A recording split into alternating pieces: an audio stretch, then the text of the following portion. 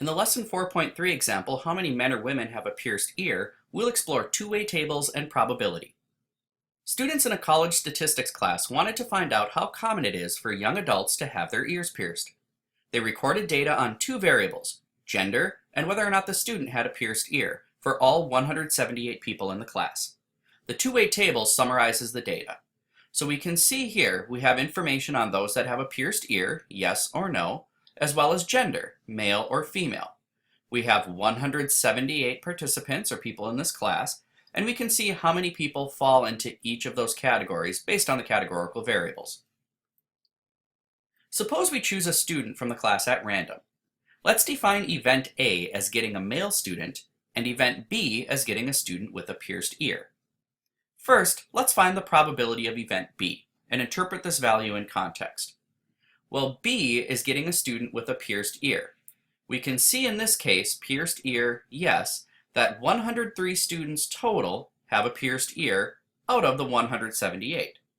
Using our formula for probability then, the probability of B, or the probability of selecting someone with a pierced ear, is 103 divided by 178, or 0.579. In context, that means there's about a 58% chance that a randomly selected student from this class will have a pierced ear. Now, what's the probability that we'll find somebody that is a male and has a pierced ear? Well, in this case, we're interested in finding the cell on the two-way table that satisfies both being a male and having a pierced ear. And in this case, we can see 19 students qualify as being a male and having a pierced ear out of the 178 total. So the probability of being a male and having a pierced ear is 19 divided by 178, or 0.107. Finally, let's find the probability of being A or B. That is, the probability of getting a male or a student with a pierced ear. In this case, we have to find all of the outcomes that satisfy either being a male or having a pierced ear.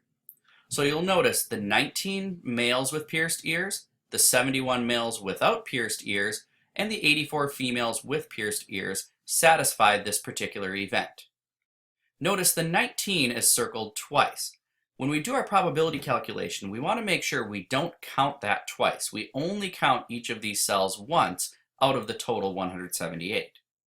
So the probability of A or B, or the probability of being a male or having a pierced ear, is 71 plus 84 plus 19 divided by 178, for a total of 174 students out of the 178 and a probability of 0.978.